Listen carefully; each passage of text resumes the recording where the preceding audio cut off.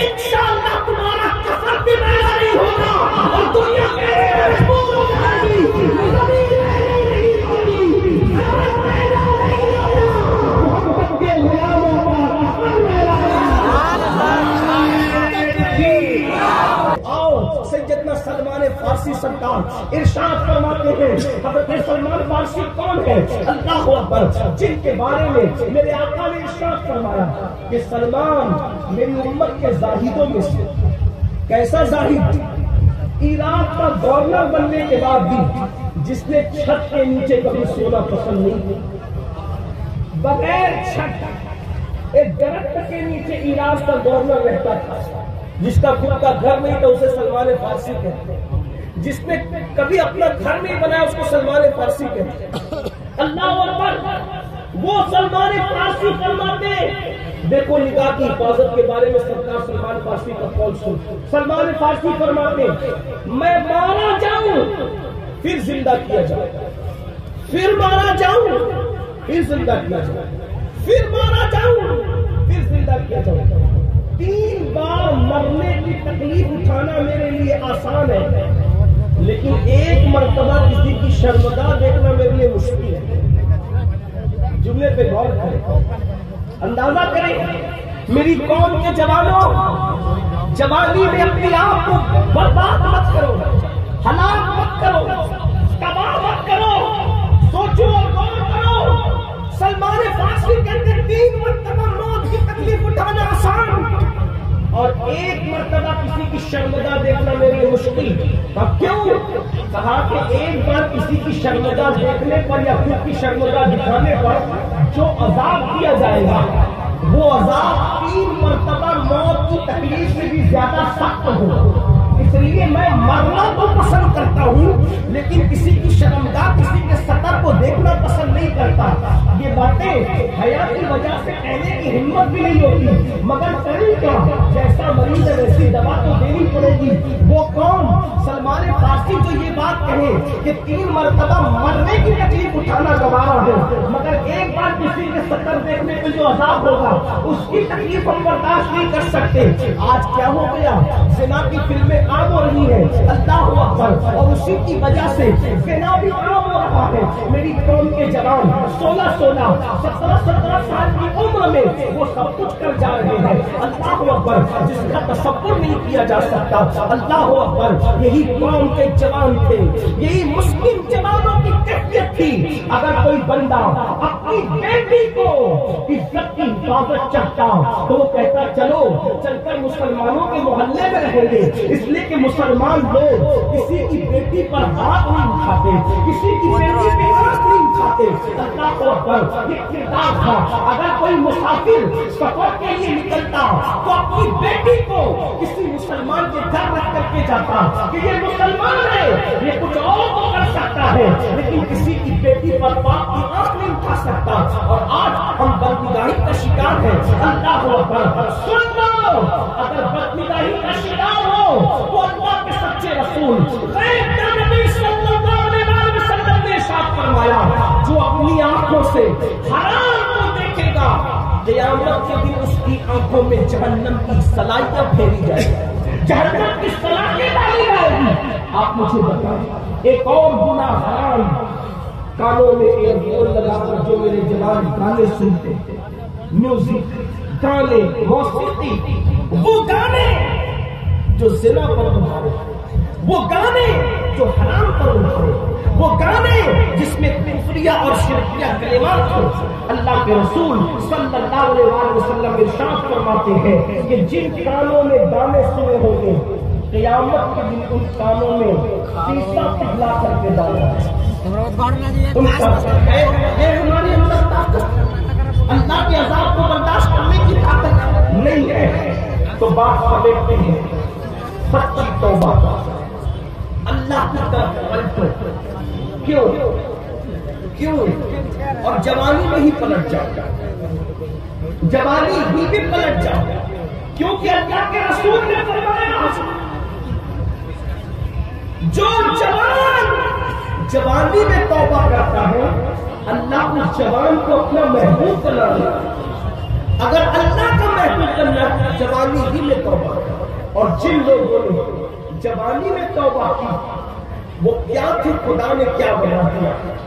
اختتامیہ کے طور پہ اپنی بہنوں کی بھی توجہ چاہتا ہوں، اس لیے کہ بہنیں بھی پہلے عورتیں گناہ کے معاملے میں اتنی آگے نہیں تھی، لیکن برا ہو سیریلوں کا، برا ہو فلموں کا، اس نے بھی عورتوں کو بہت مس گائیڈ کیا۔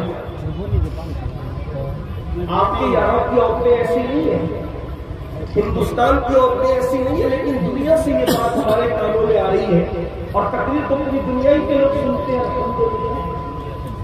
اب تو ایسا ہے کہ سالی بہنوئی سے محفوظ ہے،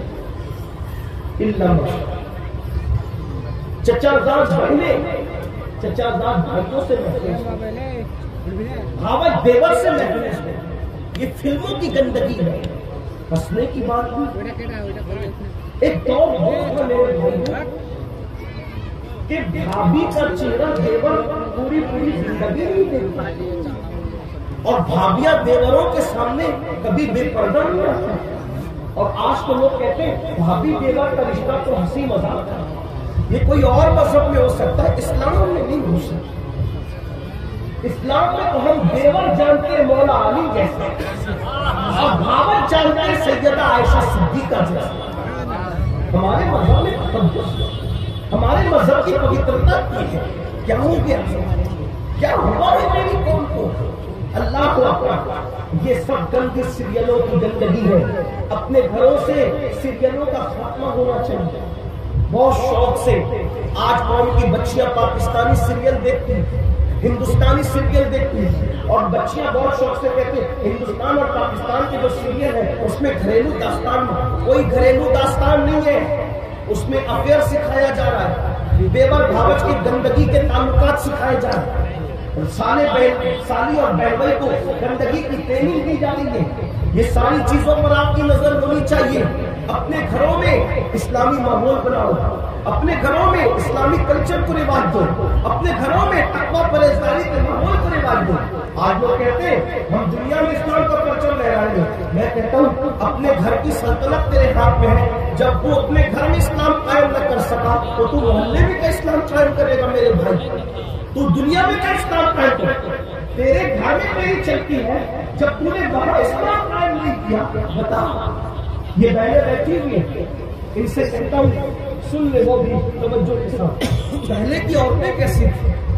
مر جانا گوارا تھا، کسی مرد کے سامنے آنا گوارا نہیں تھا۔ حضرت رابعہ بصری نام سنا ہوگا، وہ رابعہ کعبہ جس کے استقبال کے لیے آتا، مشہور واقعہ بار بار آپ نے سنا ہوگا، اگر نہیں سنا ہے تو دو جملے میں سے اشارہ کر دوں، واقعہ نہیں بتاؤں۔ جب رابعہ بصری حج کے لیے گئی تو کیا دیکھا کہ کعبہ رابعہ کے استقبال کے لیے آیا، تو رابعہ نے کعبہ دیکھے گا، اے کعبہ تو کیوں آیا؟ میں تجھے تو دیکھنے نہیں آئی تھی، میں تو یہاں کے دیدار کے لیے آئی۔ وہ رابعہ بصری ایک مرتبہ جا رہی ہے رستے سے، کسی مرد نے دیکھ لیا، رابعہ بصری کو کسی مرد نے دیکھ لیا۔ توجہ کریں، آج مرد دیکھ لے، مرد پکڑ لے، چوڑی پہنانے کے بہانے عورتیں اپنا ہاتھ مردوں کے ہاتھ میں دیتی ہیں۔ اب تو مہندی لگانے کے لیے بھی عورتیں، آپ کے یہاں ایسا نہیں ہوگا مجھے پتا ہے، لیکن بڑے شہروں میں ایسا ہے، اور ویکسین کے طور پر میں یہ باتیں پیش کر رہا ہوں۔ مہندی لگانے کے لیے عورتیں مردوں کے پاس جاتی ہیں، اس میں تو بہت سے مسلمان بھی نہیں ہوتے، اور وہ ٹائٹ جینس پہن کے بیٹھتے، کمینے جان بوجھ کر خبیث، اور وہ تمہاری عورتوں کی کوہنیاں اپنی مانڈی پر رکھتے ہیں، اور مانڈی پہ رکھ کر کے پھر دلہنوں کو مہندی لگاتے ہیں، اور کس طرح پکڑتے ہیں۔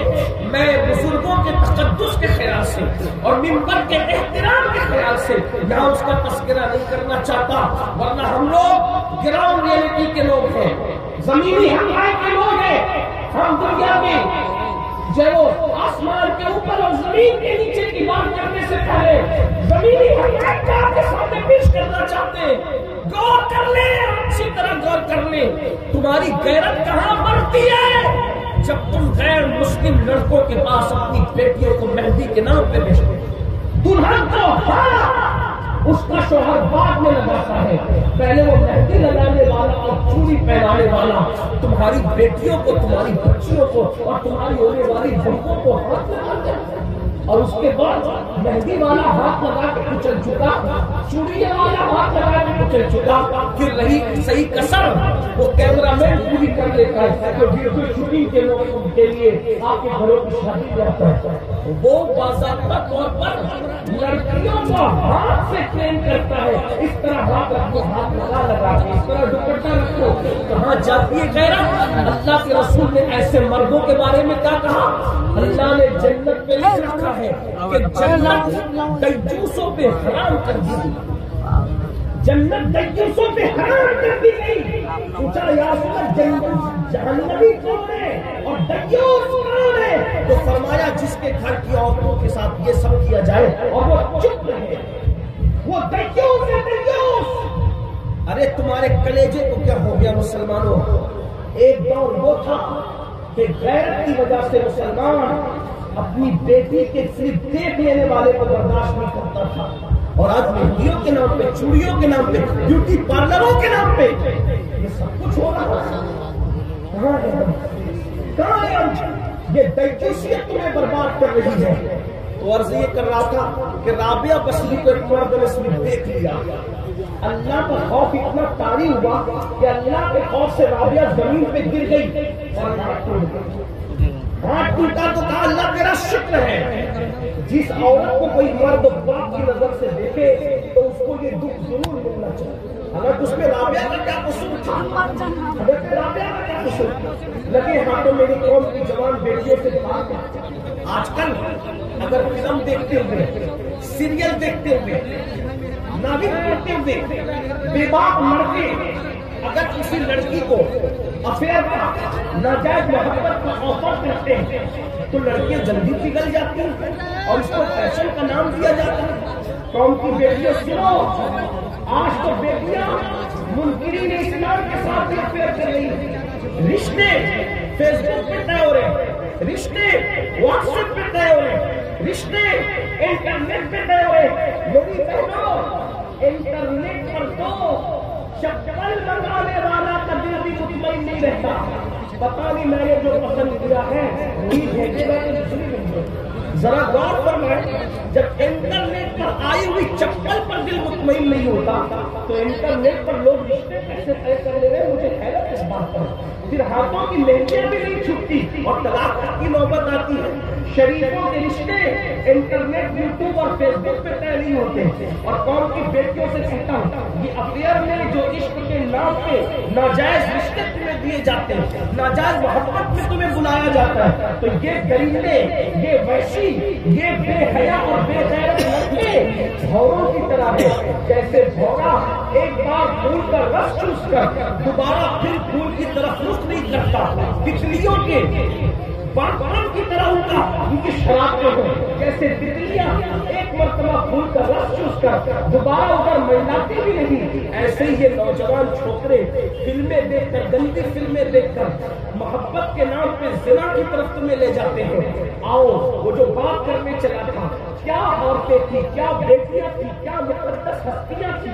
ایک لڑکی، ایک جوان لڑکی، بلکہ جوانی میں ابھی اس نے قدم رکھا تھا، بہت چھوٹی سی عمر تھی، 13-14 سال کی عمر کی وہ لڑکی، کیا بیٹیاں تھی، قابل رشک بیٹی، ان کے ذکر سے آج بھی نگاہوں میں تقدس پیدا ہوتا ہے۔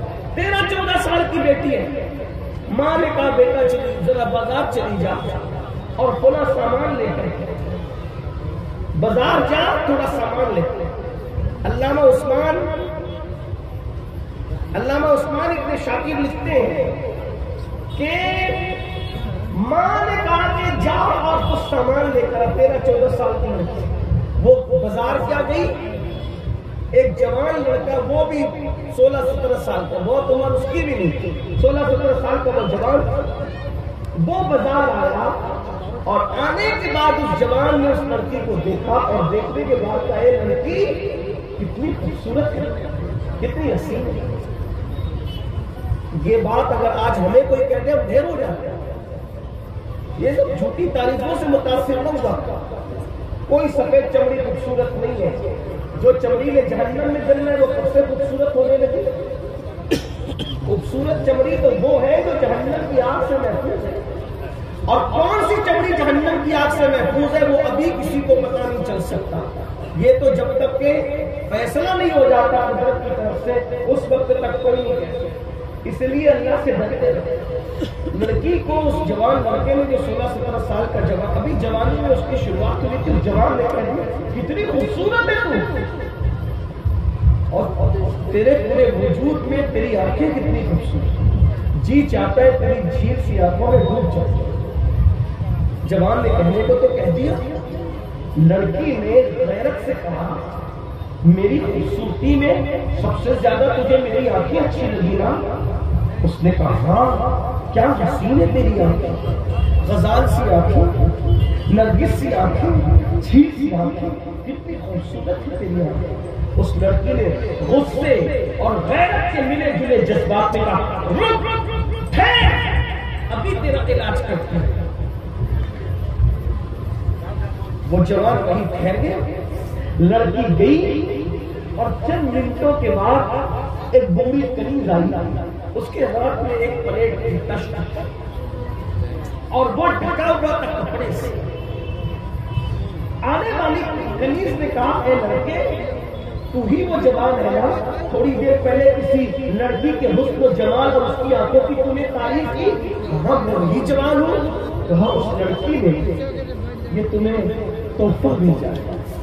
وہ جوان سمجھ گیا پہلی محبت کامیاب، پہلی ملاقات کامیاب، لیکن جیسے ہی اس نے تشت سے کپڑا ہٹایا حیران بن گیا۔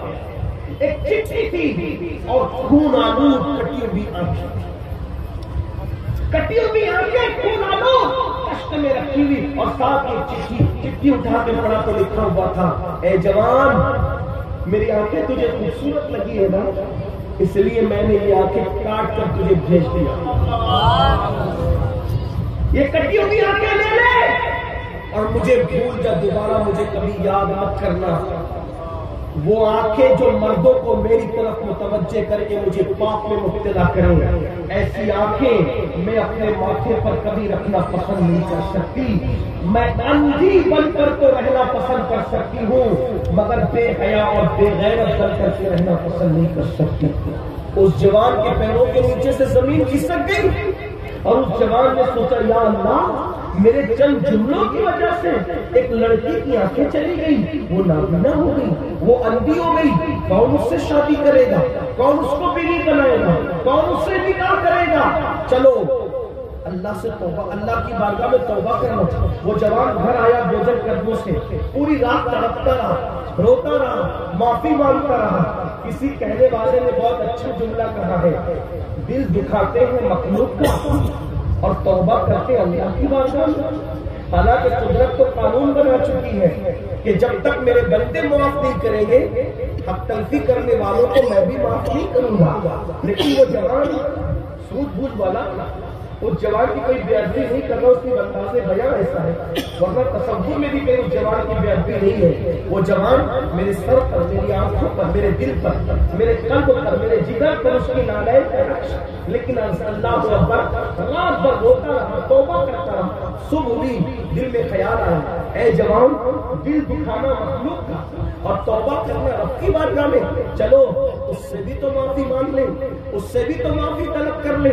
اور وہ جوان جب گیا اس لڑکی کے محلے میں تو کیا دیکھا کہ پورا محلہ غم میں ڈوبا ہے، اور لوگ کسی جنازے کو پورے عزت اور احترام کے ساتھ اٹھا رہے ہیں، پورے محلے کو روتا دیکھا۔ اس جوان نے کہا کس معزز ہستی کا انتقال ہو گیا کہ پورا محلہ غم میں ڈوبا ہوا ہے، ایک گھر نہیں پورا محلہ۔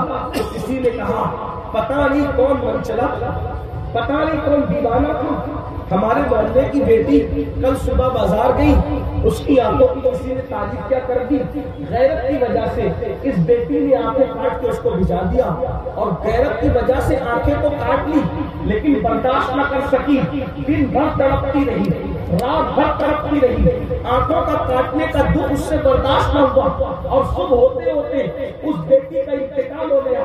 ہماری غیرت مند بیٹی نے آبرو بچانے کے لیے اپنی جان تک دے دی، مر گئی، وہ دنیا چھوڑ دیا اس نے۔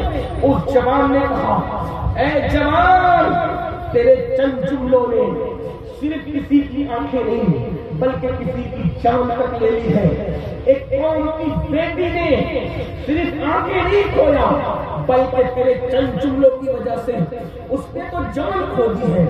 مر گئی ایک قوم کی بغیرت بیٹی، ایک باغیرت بیٹی مر گئی ایک قوم کی۔